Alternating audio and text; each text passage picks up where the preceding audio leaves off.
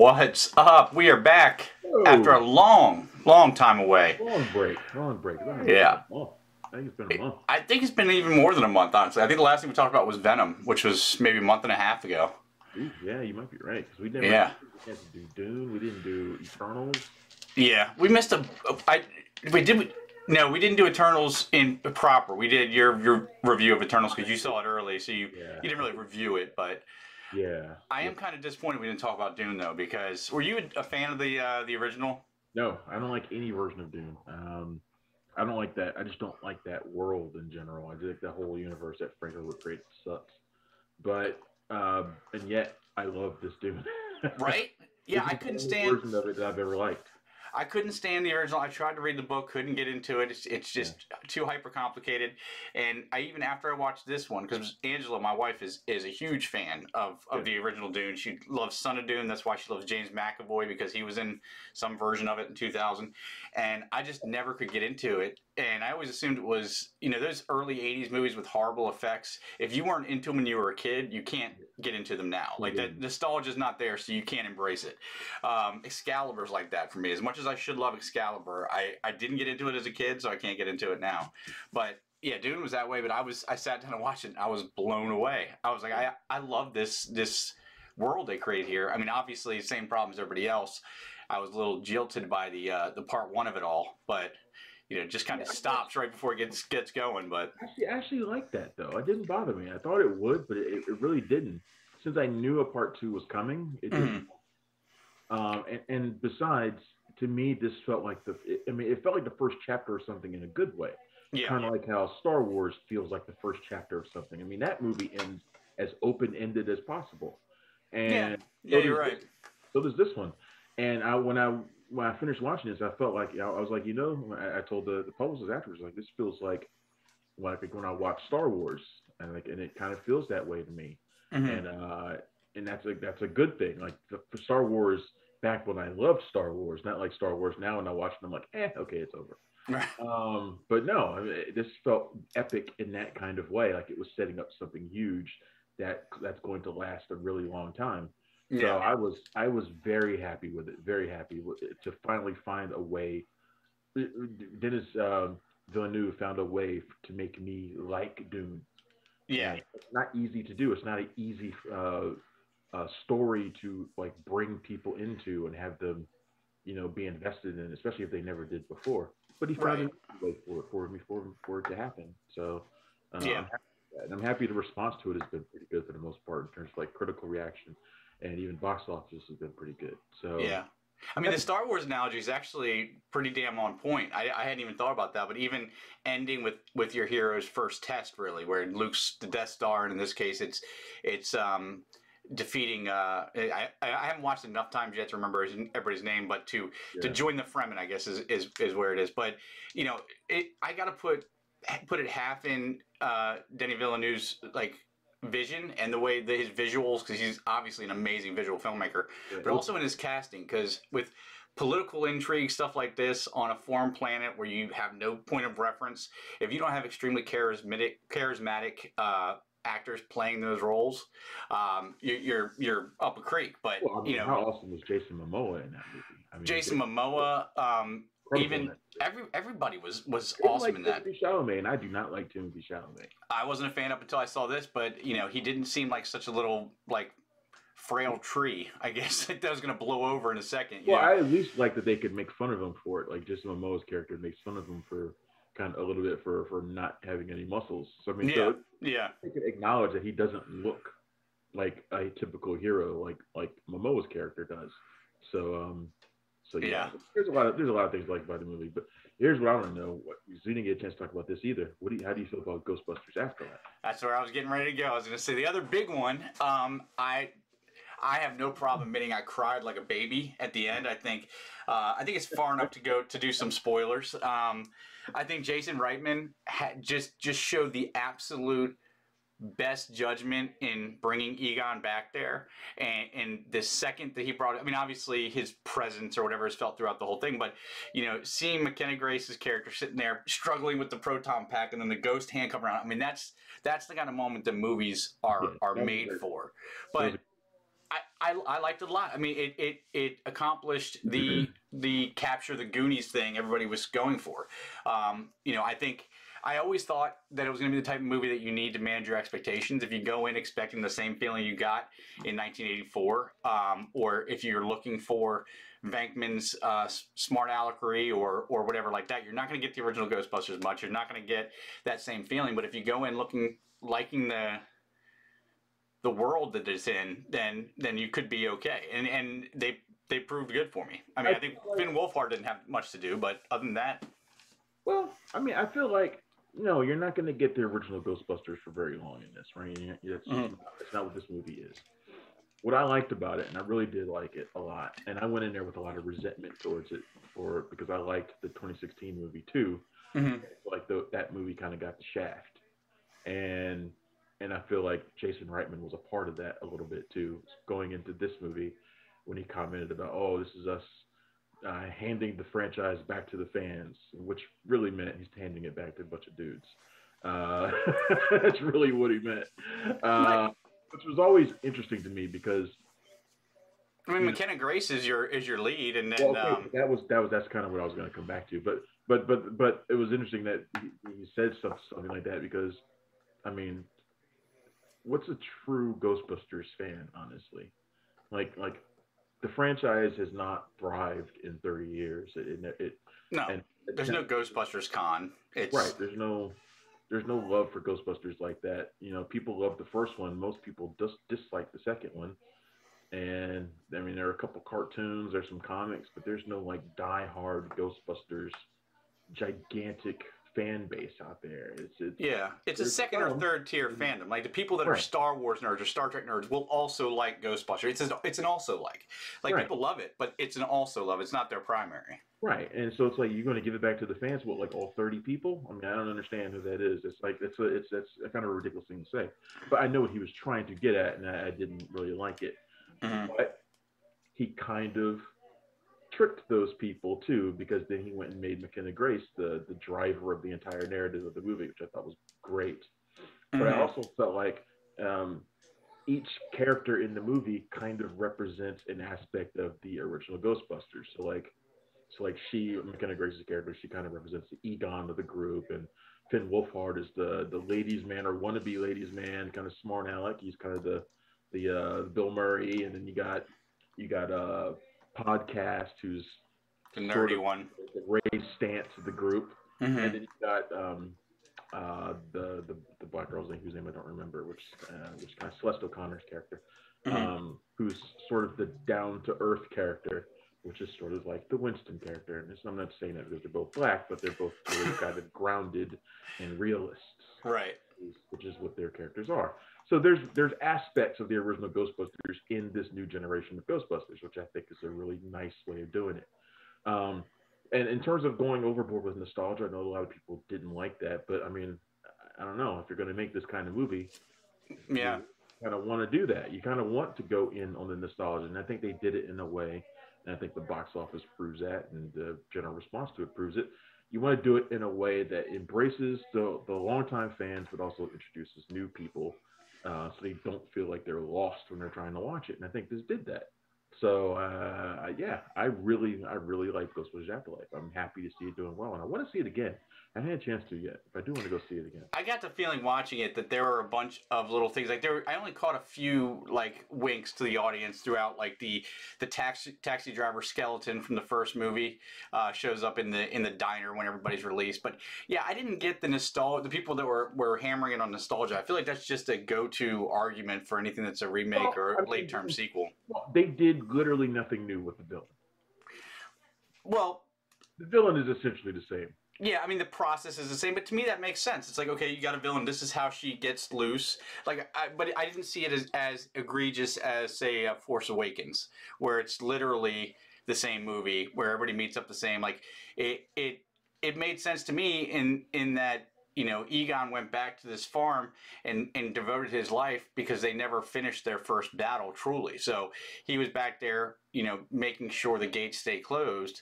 and then when she gets loose, it kind of makes sense. You know, a door only unlocks one way usually, so that kind of made sense to me. I think, you know, I could have done without the Stay Puft because that really didn't have anything to do with, like, I get why they put it in, but if you look at the original movie, that all had to do with what Ray thought. It had nothing to do with them. They put it in there for marketing with Walmart. That's well, yeah, of course, and to sell little adorable Stay Puft Baby Yoda type figures. But in terms of the story, in an aisle full of Baskin Robbins ice cream. Yeah, they have the Baskin Robbins promotion going now too. Yeah, by the Ghostbusters flavor of ice cream. So it's like, oh, this is all product everywhere around here, but that's okay. I don't really care about that stuff like some people do. Yeah, it doesn't. I mean, you know, it's a Walmart, so if they focus on certain things and make their money, whatever. But you know, so the Stay Puft could have gone. But I mean, the main thing to me is like the 2016 Paul Feig version. I thought was fine. I didn't hate it. I didn't dislike it, but it wasn't in the same tone as the original, in that there was no real horror aspect to it. At least not that I remember. I haven't watched it in a while. But you know, there's some scenes in this one, and they're few and far between. But there are some scenes that are genuinely, you know, unsettling. When Carrie Coon first gets possessed by the gatekeeper, and you know, stuff like that. There's some actual horror aspect, which there was in the original Ghostbusters as well. And the 2016 was more cartoony, and I don't mean that in a negative way, but it was more on the comedy side than the horror side. Playing to the strengths of its stars. I mean, it was for comedians. So I mean, it was good as a movie that played to its strengths, and those are Paul Feig's strengths too. So yeah, I mean, I get that. I'm just saying that I can see how people could be a fan of one and not the other, because it is different tone. I can see that too. I can see why one would be a fan of one and not the other. But I'm only referring to the people that were a fan of it just because of who started it. We've talked about that before. It took me months to believe that was actually even going on, and not because I'm a denier or anything like that. Just because I find it really hard to believe that people can base their like, I was playing Tomb Raider this morning. I ran out of games to play. I was like, let me try Tomb Raider. I loved Uncharted, and I'm sitting there playing, and I thought, I can't believe people would actually not play a fun game because the lead character has a ponytail and boobs. You know, what's the difference? And it doesn't compute with me. So I've never been able to understand it, and it still doesn't make sense to me. It's ironic that we're kind of talking about this because before I logged on, I was working on my real action for this month, and the movie that I'm doing is The Long Kiss Goodnight. Gina Davis, nice. Gina Davis at the time, you know, action movies with female leads were super rare. I mean, yeah, you had Sigourney Weaver and Linda Hamilton, but they never really parlayed that into action movie careers. Mm-hmm. And so it's like Gina Davis, she had like this, not necessarily an outlier, but it sort of was. She's not someone you never normally would expect this kind of movie. And a lot of the reason why people think the movie didn't do as well as it did was because it didn't have a male lead in it. It had a female, and a lot of critique out there, and I would agree with it for the most part, says that one, men don't want to watch a woman be as badass as a guy, and two, women don't want to see women portrayed as badasses either. So at least not on the big screen, and I would agree with that. At least back then, in 1996, I changed somewhat, especially the latter point. I think there's still a lot of guys who don't want to watch women be badass, but don't get it. But if I get somebody that can fight my battles for me, the more the better. I'll be lazy. but yeah, so it's kind of ironic, and you know, that we're talking about this thing, and just kind of think that really affected that movie too. Yeah. By the way, watching it again, that movie's a fucking classic, man. God damn it. It's the original Bourne. I mean, I haven't seen it in a long time, but that's how I always remember it. Like, it's Secret Agent, man. The scene when she first starts remembering, and she's in the kitchen and she's chopping up the tomatoes. That's my favorite scene in the movie. That's my favorite so good, movie, man. Where she's like, "I'm a chef," and just chopping stuff up. Julianne, and Samuel L. Jackson was awesome in that too, if I remember correctly. He said that's his favorite character, right? That's his favorite. Did he really? Yep. I always figured it would have been the guy from The Shadow, or not The Shadow, The Spirit. He loves Mitch Hennessy. That's his favorite character. He did a list of like his favorite characters. Like, that's saying something, because he's played like 10,000 characters. I know, and at this point he had played Jedi and all sorts of other shit. Mm-hmm. Yeah, Mitch Hennessy, that's his guy, and I can see why. Mitch Hennessy's fucking cool as hell. Like, yeah. He's not typically cool. Like, he's cool in some aspects, but I don't know. He evolves throughout the movie. Like, he's the guy who will help you, he seems like he's a bad guy. Yeah. He's shady for a lot of it, and then like right around the halfway point, he kind of changes. At the same Mm-hmm. time, she changes because this is like Long Kiss Goodnight is like two separate movies. It's literally exactly 120 minutes long. At Mm-hmm. exactly the 60-minute point is when Samantha becomes Charlie. Is it really? Yeah, Oh wow, it's exactly at 60 minutes. that's got to be So by it's like design. it has to be, and of course it Yeah. was written by Shane Black. You know, one of the Oh, best. that's right. Shane Black, and Man, it's directed just. by Rennie Harlan, who did Die Hard too. Mm-hmm. That was Gina Davis's husband at the time. Remember, they did Cutthroat Island. Cutthroat Island right before this, Ugh. and Cutthroat Island, I believe, is one of the reasons why this movie did not succeed because people were like, "Yeah, but y'all did Cutthroat Island like last year." And, Yeah.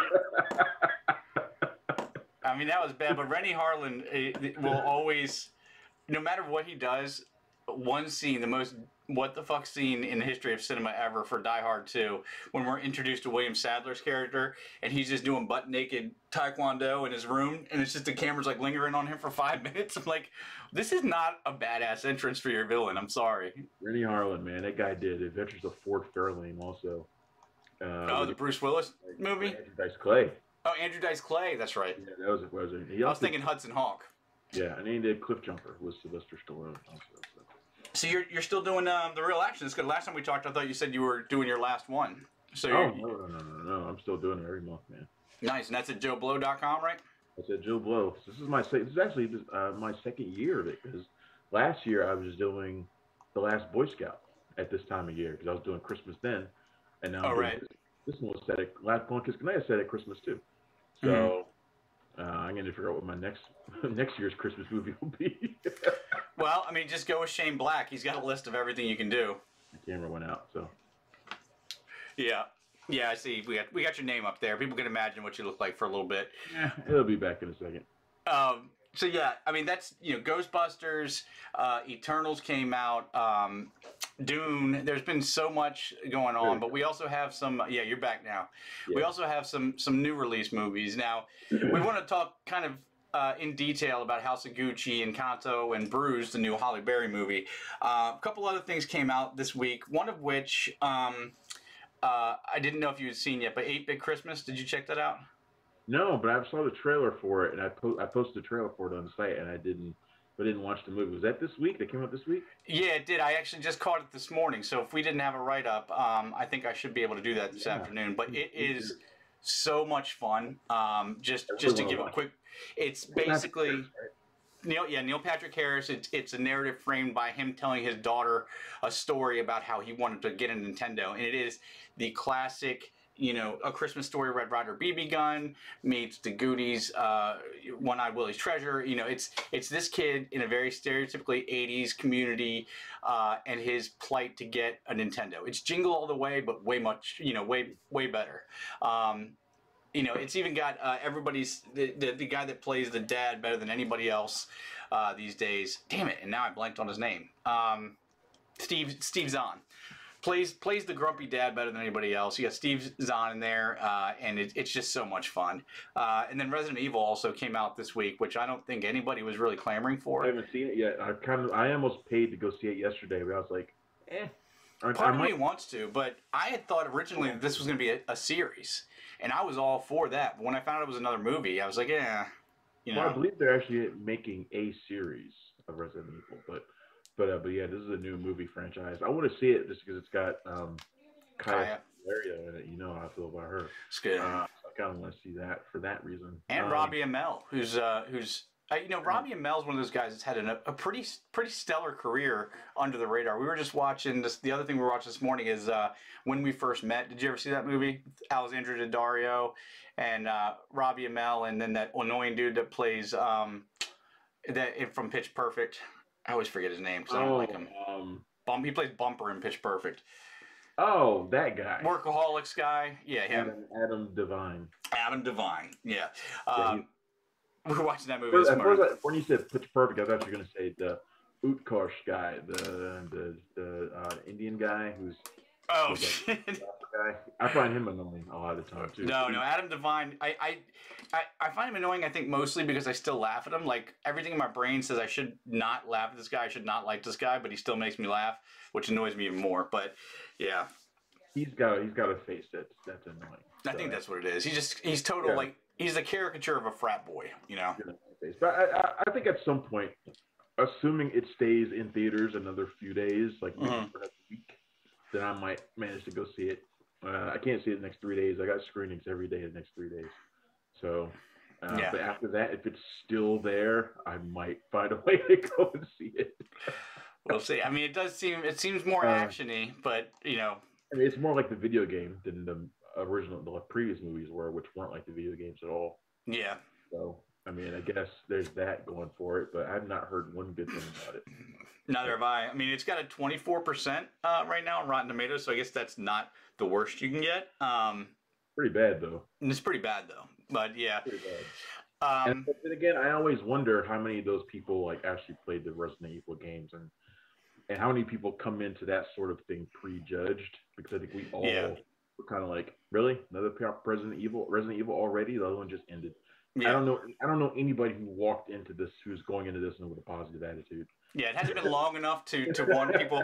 And there's, you know, the relaunch, the games going on right now have nothing to do with the original storyline, really. So you got nothing to go with it. But on to the more quality films, I guess you could say, of the week. Where do you want to start? I'm actually enjoying just talking, man. I don't even really want to do a review. Let's just keep talking. Hey, I'm good with that. How's this award season been for you so far? Dude, I can't stand the way call me spoiled, but I love receiving the DVDs in the mail.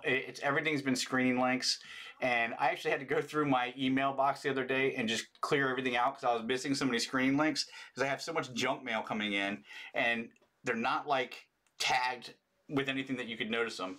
But all the screeners are coming in with screening links that I've got. Of course, I'm not on that tier like Travis is, folks out there that I get boxes of gifts and accoutrements sent out to me. Oh, here we go. Oh man, I mean, yeah, you want to talk about boxes of gifts, man?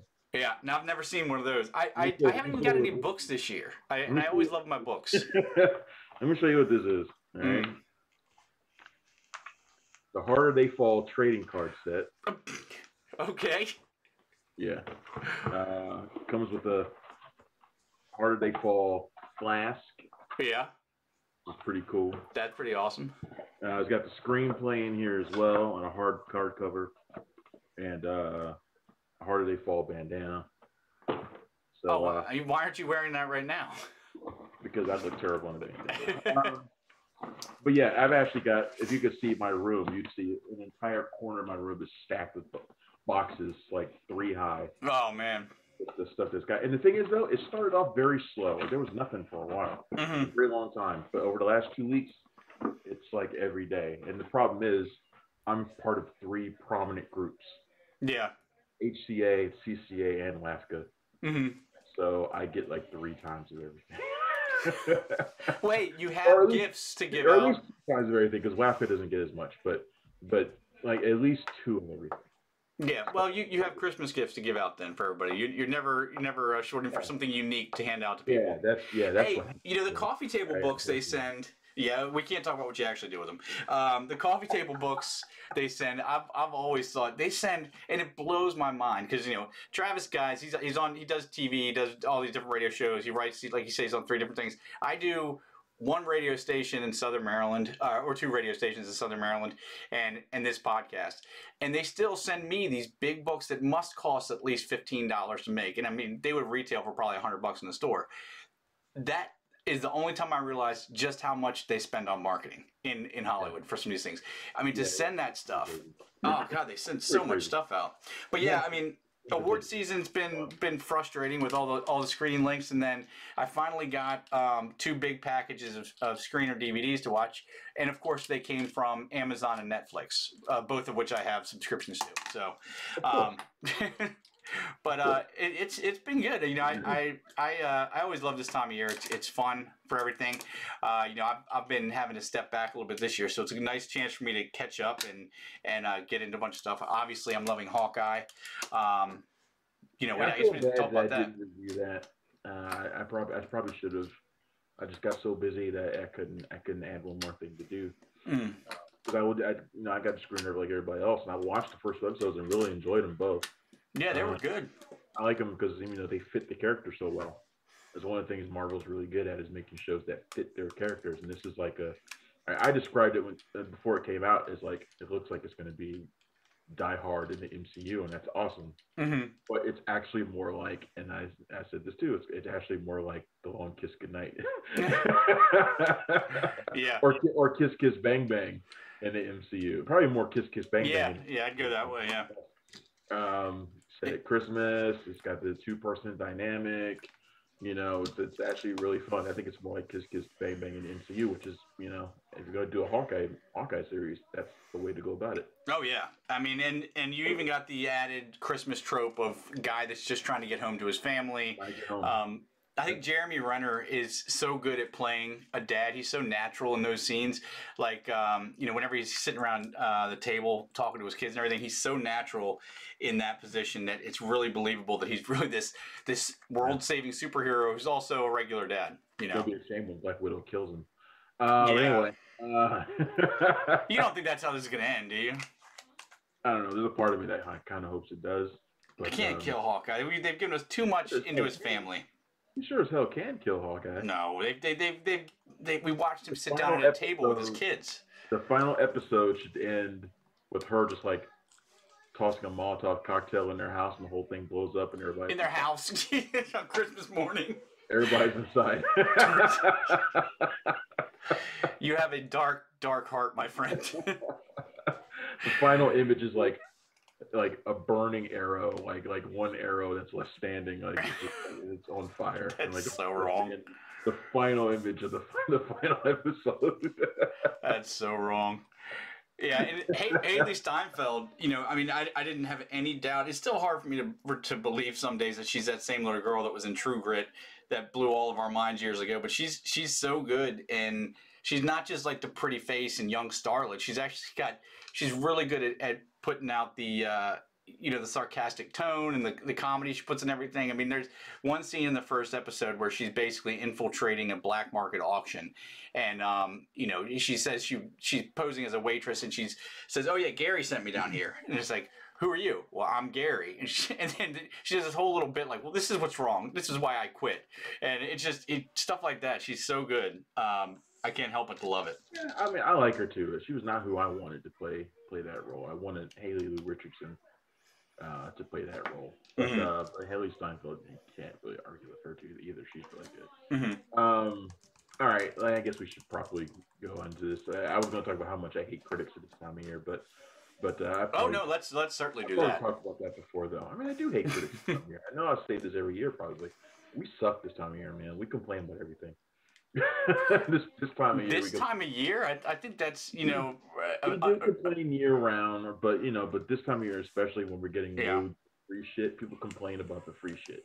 Mm-hmm. That's the stuff that pisses me off. I'm like, y'all getting like jaded very quickly. I can't believe they sent me like this thing that's worth $200, but they didn't put a screener in it. Yeah, it's like shut the fuck up, man. Say thank you and move on. Fuck up. It's like it's something that's probably on Netflix anyway. You can probably just watch it every.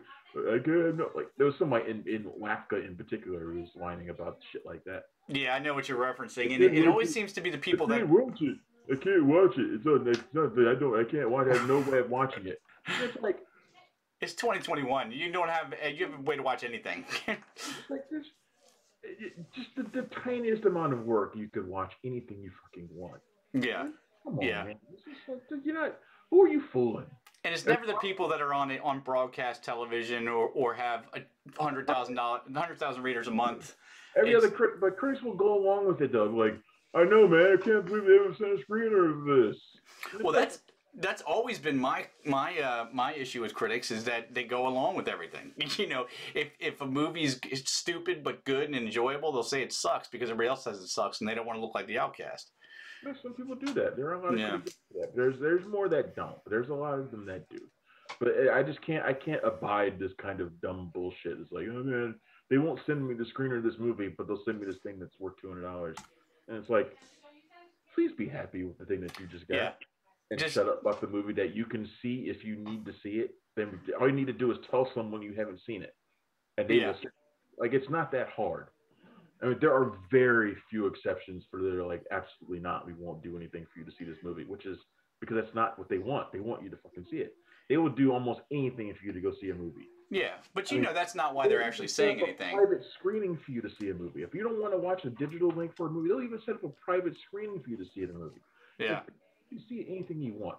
So when critics act like that, they're just lazy, and I hate it.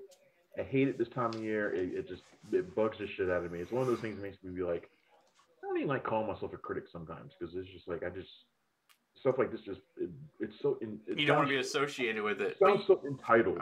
Yeah, no, there's definitely a lot of entitlement considering that. Look, I'm not saying there's not an art to what we do or there's not hard work in what we do or anything like that. But at the end of the day, we're looking at what other people have creatively come up with and talking about it. So it's important not to be too entitled on that. But the truth, those people, they don't really care about not getting the screener. That's their in to be able to go online to Facebook and say, look what I got, without saying, look what I got. They want to feel special. There's a lot of that too. I hate people that want to brag and show off about the stuff they got. It's ridiculous, when people do stuff like that, when they brag and show off the things that they get that other people didn't get. I would never do anything like that, You son of a bitch. What you're talking about. Like, nobody should ever do stuff like that ever. Yeah, you just pulled the Wayne's World bit where he's like, I will never sell out with his Domino's and his Pepsi. How about Cowboy Bebop? Have you checked that out yet? I've watched, I think, 3 or 4 episodes. Mm-hmm. Were you a fan of the original anime? It's not one of my favorite animes, but it's good. Yeah. I'm still undecided on how I feel about it. Like I think I was really into it the first 2 episodes. I love the style of it, but my original thought was, how long before this wears off? Yeah. I know it will. And so far, I think I'm around episode 4, and it's starting to get that feeling where I'm like, yeah, it's still stylish, but it's not having the same effect on me, and I don't know if I'm really digging it as much as I think I should. That's what I was worried about. Because, I only got through the first episode so far, but I got the real feeling, and I kind of proved it to myself because I watched the first episode on Thursday, and then while I was watching it, felt like one of those shows that I really like while I'm watching it, but I will not think about it when I'm not watching it, so I will not go back and watch the rest of it. So either binge it or not going to see the whole thing. I figured that's how it was. And it's not one of those shows that I felt like binging. Mm-hmm. Like, it's not one of those shows, like, I know that show, when I find that show, I will watch it all, like, in the span of a day. Right.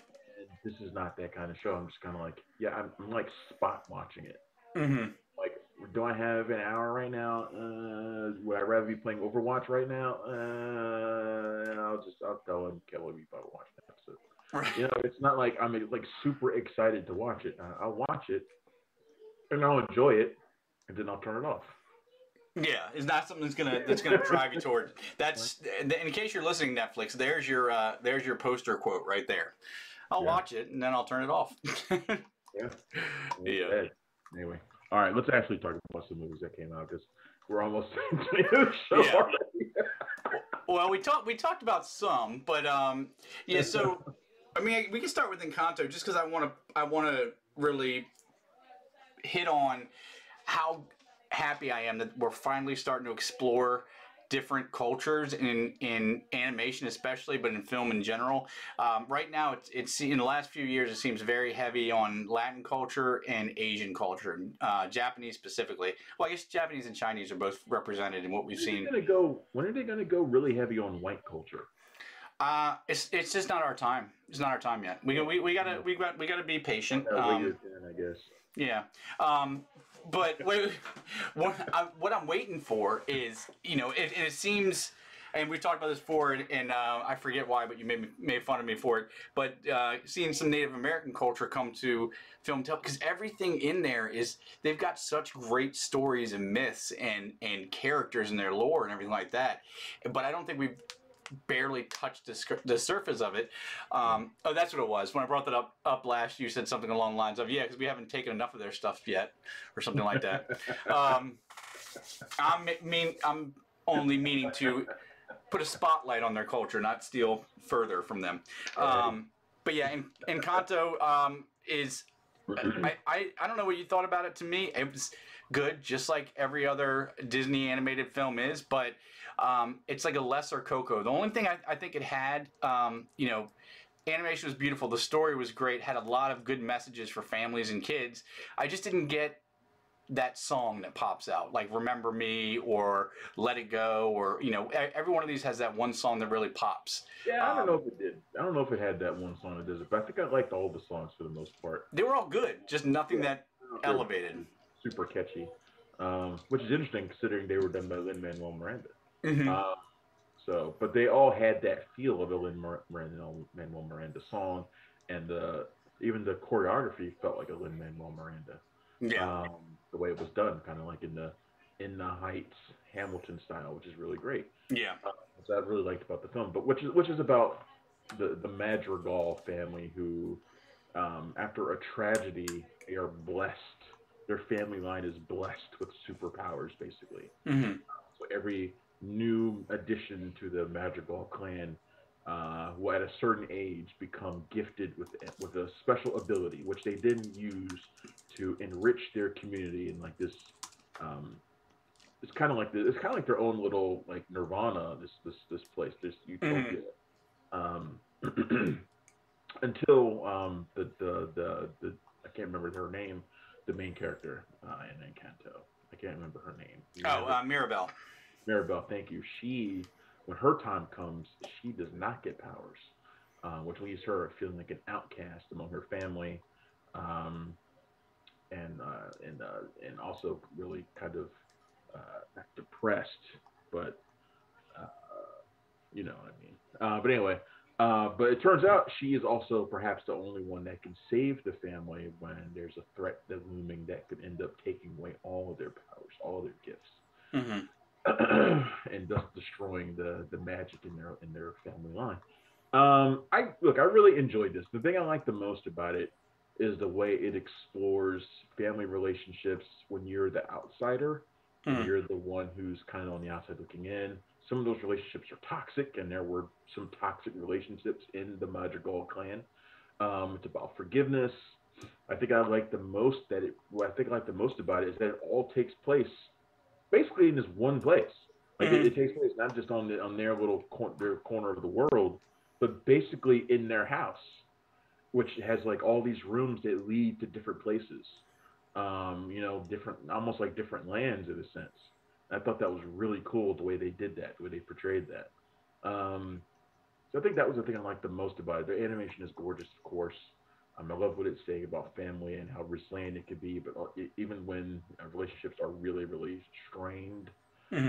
as these were, um, yeah, I enjoyed this a lot. I wasn't even sure how I was going to feel about it. I don't know if I'd compare it to Coco. I think those are very different movies in terms of what they're saying Yeah, and I mean, they only get that comparison because they're both focused on Latin culture, basically. Latin But culture. Yeah, I get that. But yeah, I think I like Encanto quite a lot, and I didn't look at the box office today, so I don't know how it did. But yeah, Encanto was really enjoyable. I hope people go and see it. yeah, and I'm sure they will, especially this time of year is family time at the theater, so it'll get its time. And like I said, it's not one of those. It's more than one of the forgettable ones that come out. It's not one of the iconics, but it just Encanto's because number it's one. missing. It's number one. Number one, $40 million. Of course, it came out on Wednesday, Mm. so it had $27 million then. You're Which telling me Resident Evil isn't it number one? Resident Evil is actually number five with $8.8 million. Oh, That's not great at no, all. That's not great. not great. Not great at all. Even its per site averages, it stinks. It's like $1,800, so it's not good Mm. either. Yeah, not good. So, but then again, the Mila Jovovich films were never box office blow ups, really. I mean, they did okay, but they made all their money overseas, They and did that's make why we most got of the money 14 million of them. Yeah, they made most of their money overseas. Number two, Ghostbusters Afterlife. It's up to 87.7 million domestic. House of Gucci is number three with 21.8. Eternals is four. Yeah. Clifford number six. King Richard seven. Dune eight. Yeah. So Wow. Well, you already said it, House of Gucci. I've never been into the fashion world. I actually, until I saw this movie, I thought Gucci was one person, like Tommy Hilfiger. Apparently, it's an entire house. I can't believe that you're telling me you were never really into fashion. I always just kind of. I mean, I know the blue hoodie and underlying white Hanes T-shirt would make you think otherwise, but no, I've never been a fashion guy. That's not a Gucci line. Yeah, I not. I thought it was one guy. Honestly, I thought all these names were one guy. Which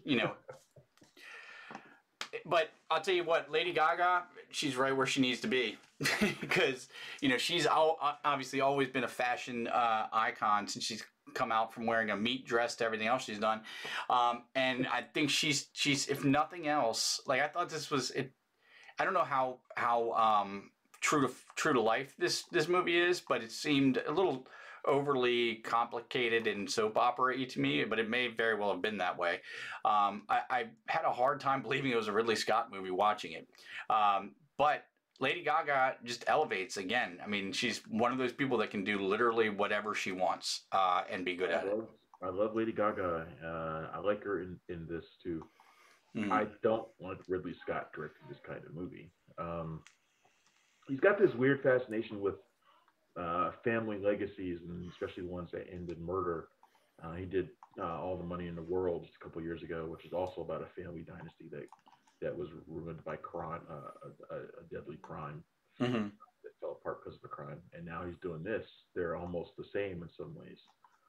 The way he directs them is the same too, which is to say that he directs them, and when they're over, you're just kind of like, okay, well, that's done. And On that's to the sad. next. That's sad because I wanted House of Gucci to be a lot campier than it was, and I've been kind of weirded out by a number of critics who have lazily just called the movie campy. I don't think it's campy at all.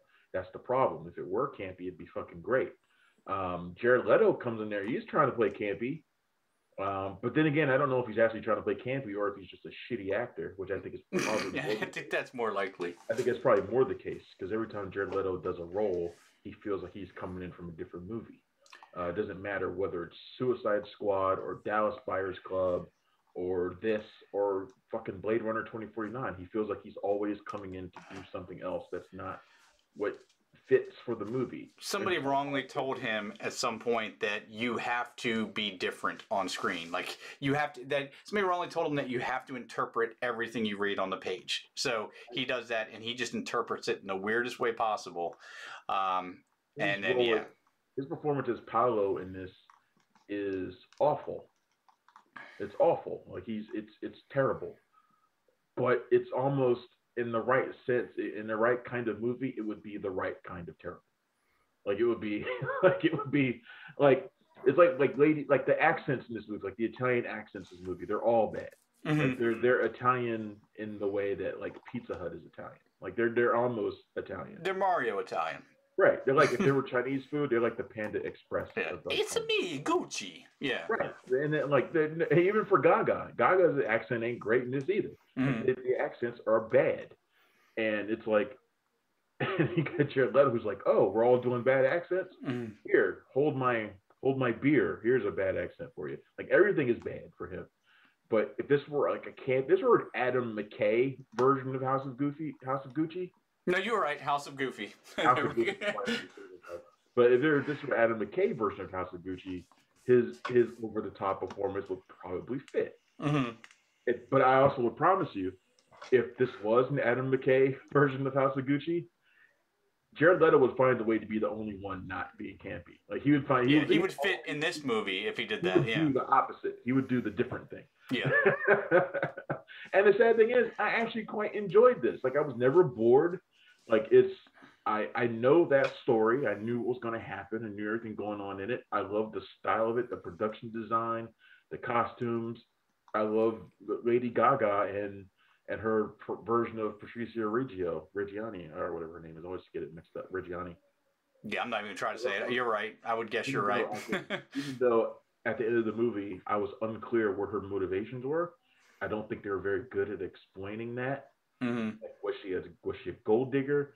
Was she just trying to find her place within the Gucci world?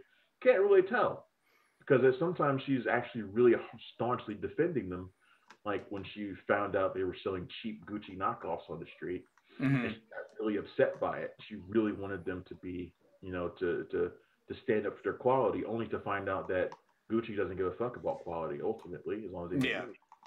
So I always was get the feeling that she wasn't so much a gold digger as just idolized being a part of all of that, and that's why and that's when some of the facade breaks down at certain times like that, specifically throughout the movie when they don't care about quality. This is not what I imagined it to be. And I don't really get other than Leto. she didn't want to be seen as a cheap knockoff Gucci herself. And so she was always trying to find her place, make her place within the Gucci family, like trying to prove herself within it. Yeah. But to do that, she had to be as merciless as you know as some of them were, and probably as people in her family were. It was heavily implied in the movie that her family was mobbed up. Hmm. So, Yeah. Yeah. so maybe that's where she was getting it from. But I I wish mean, he could have been clearer about that. and But the other I, but thing I is, enjoyed her, and I loved Adam Driver in this. His performance is a little bit reserved. hmm There's a lot of it that I like, even if I think Jared Leto was crap. hmm Um, it's just they could have done so much more with it. And Ridley Scott is not the guy to do this movie.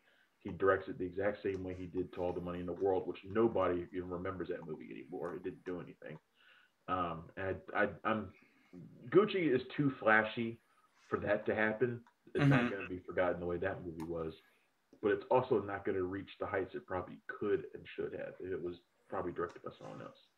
yeah, yeah. I mean, I get the feeling sometimes that he wants to be more than what everybody associates him with. Ridley Scott. He wants to do something, but like you mentioned, the campy piece I don't get, but it at the same point, like I mentioned earlier, soap opera esque is what I would call it, but not in terms of bad performance, but in terms of kind of almost unbelievable storylines that come through. I would be interested to see how much of this strikes true in real life, but at the end of the day, I feel like 2 hours and 40 minutes, two The hours and broad strokes of it are true. I yeah. mean, the things that happen in it are true. It's just how they're portrayed. Like Paulo is nothing like the way Jared Leto like depicts him. Right. Not like that at all. Was he kind of the oddball of the family, sort of? Maybe, but not in the way he's portrayed in the movie. So Right. he's basically like the Fredo of the family. He's not like that. He's not like Yeah. that. He's not like that. I mean, Uh, two he was hours and 40 minutes though I think was long. I think there were a couple yeah, places. oh, It's a yeah, big story with a lot oh of yeah. moving It's parts, but I think a good cut here and there would have helped it quite a bit too. I agree with that. Yeah. And lastly, at what 54 years old, I guess Halle Berry is now. Still looks like she's 30. Um, Not in this movie, she don't. no, not in this movie, but outside of it. Her first, I was kind of She looks every bit of her age in this movie. I was kind of surprised to see that this was her directorial debut, but I guess she's never really. I mean, obviously she's never gone down that road before, but yeah, she plays Jackie Justice, a UFC fighter who's disgraced and ends up in underground, black market fighting, I guess you could say, and gets a chance to get her life back the way she had it until she finds, not finds, but until her a son she abandoned shows up, and all the fun hijinks happen from there. I guess I don't really know Holly Berry on a personal level. I was there, What? it's true. I don't. It's just at first I was wondering why this would be. If you waited this long to direct a movie, why would this be the one you picked? I mean, it doesn't seem like it speaks to her. But then I looked at it from another angle, and the only thing I can think of, and this isn't really a condemnation of the movie, but it's very formulaic. Like if you're going to take your first shot at directing something, it's probably best to go something that you can paint by numbers on. I mean, this, at least to me, it was very much that fighter who needs redemption and has a messed up backstory Yeah, it's that we've seen 100 times. it's Southpaw. It's every sort of movie we've seen before. Warrior, fighter, all Yeah, that stuff. yeah, it is very formulaic. That's one of the problems I have with it. But I could also see why she would want to direct it because it's a role that allows for her to transform her body physically and do something in a physical realm that she's never had a chance to do before. So it would open her up to acclaim and possible awards for her debut.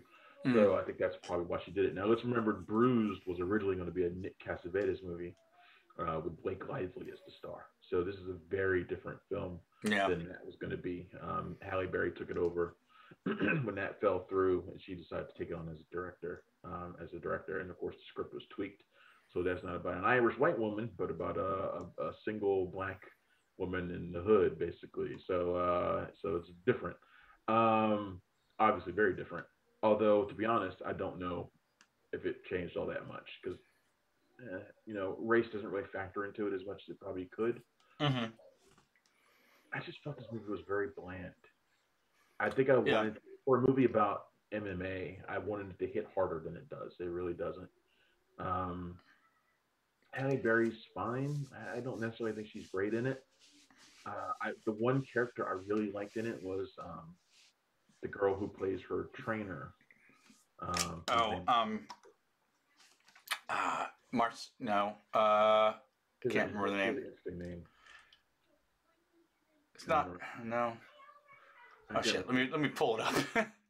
Yeah. No, I was gonna look it up too, but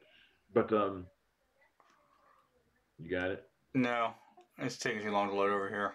Oh, hold on, I'll look it up. Let me take a second. You're not talking about Crazy Esther, are you? What?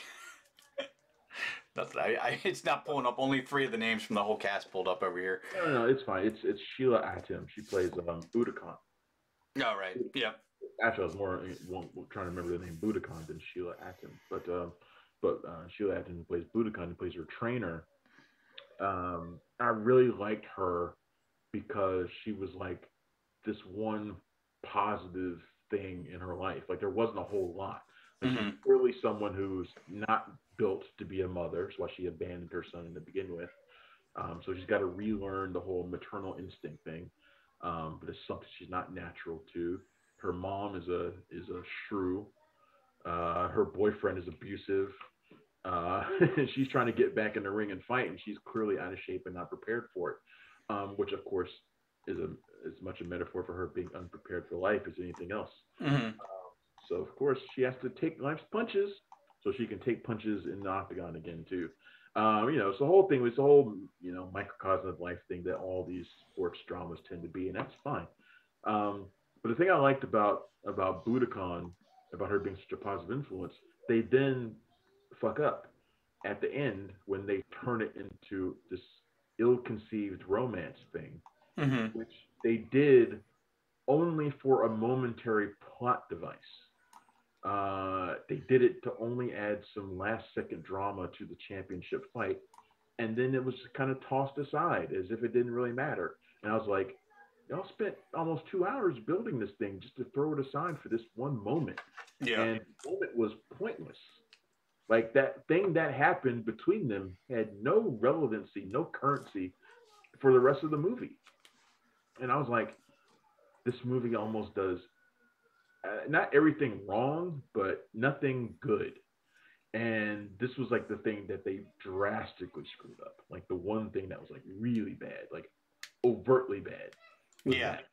Yeah. Well, it was their one chance to be different too, right? So, I mean, I've always said, and I think we both always said on this show, that formulaic isn't necessarily a bad thing. I mean, if you break it down, there's only 7 types of stories you can tell anyway, right? So it's about the details. It's about the performances. When you make a movie like this, it's about having somebody Creed, the relationship between Michael B. Jordan and Sylvester Stallone that gets you through it. I mean, right.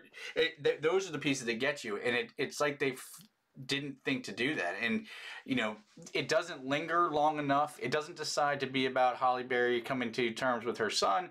It doesn't decide to linger on her and her abusive spouse or significant other, and it doesn't decide to be about that romance. So it just doesn't decide to do anything. So it's not bad. At no point is it bad, but it's never better than average at best.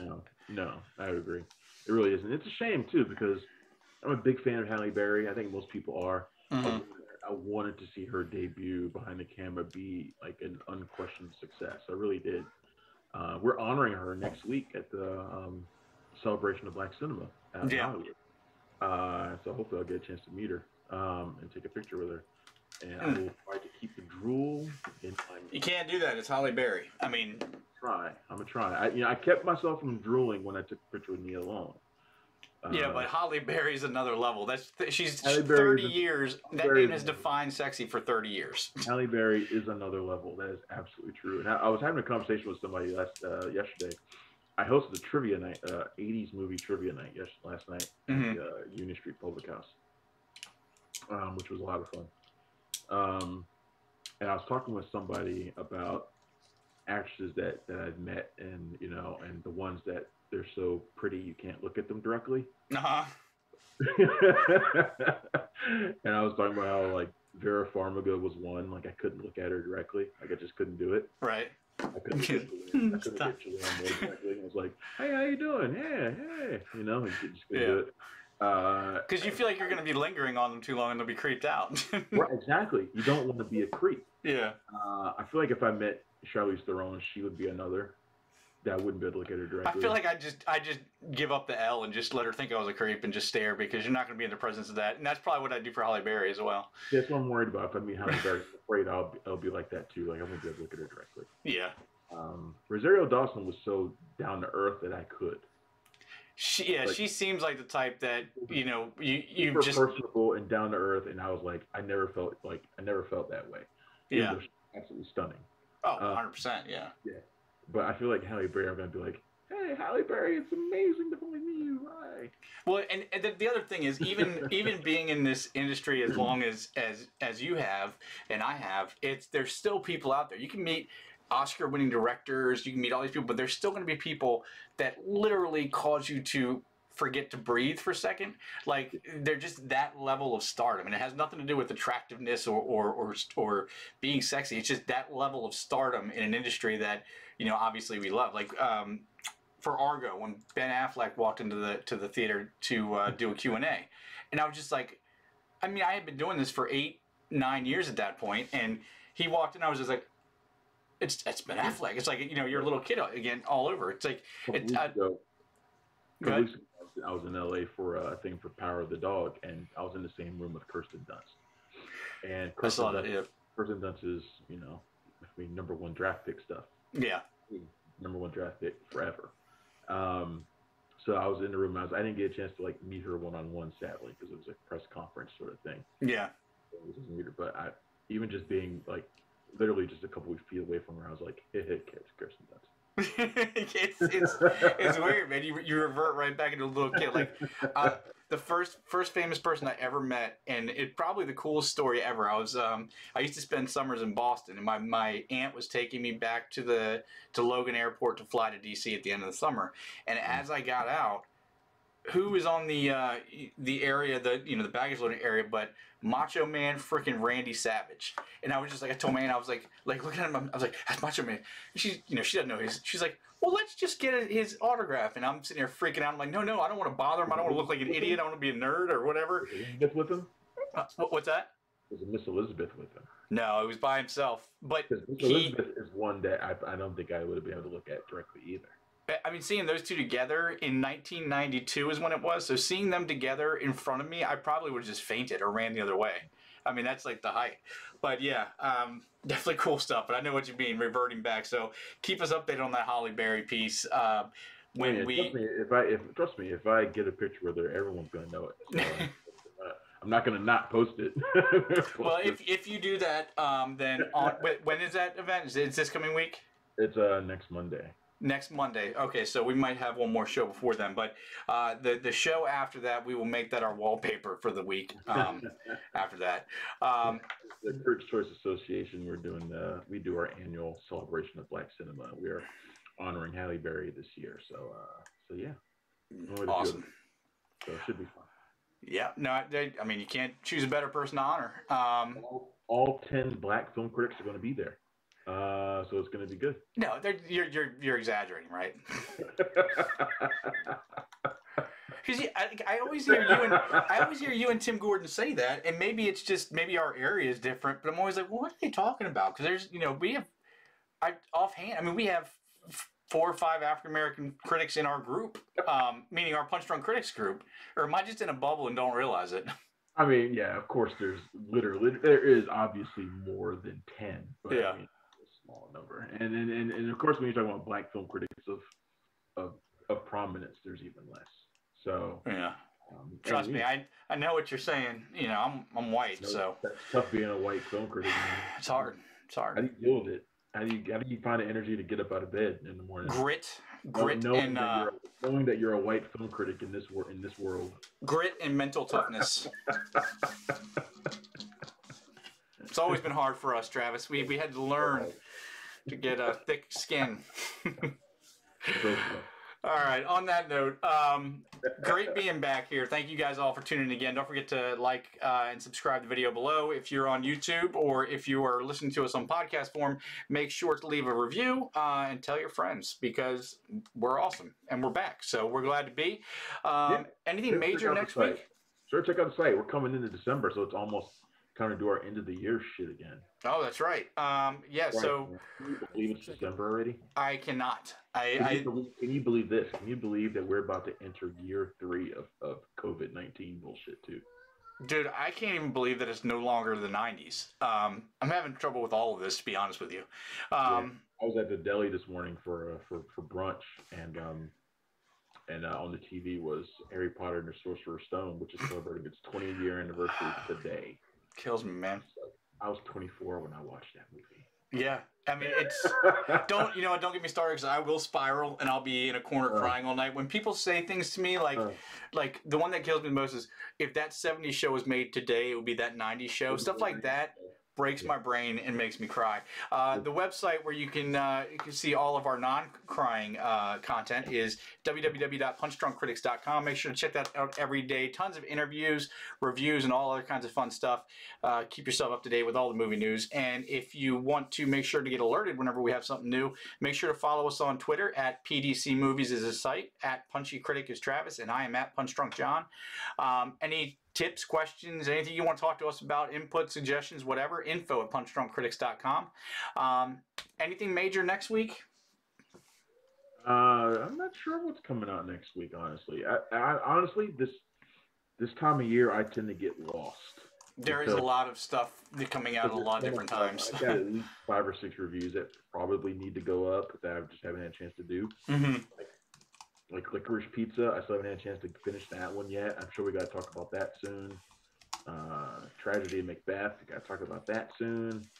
Don't Look Up. Next week is the 3 movies I got next week are West Side Story, Nightmare Alley, and Don't Look Up, which are 3 major award season movies. So we're going to talk about all this stuff. If not next week, then the week after. But it's a crazy time of year, as always. Yeah. But yeah, we're gonna have to have some kind of awards show at some point here, like we do every year. But I got some catching up to do before I get there.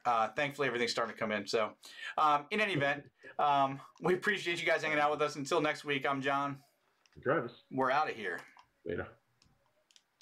Thanks for checking out the show.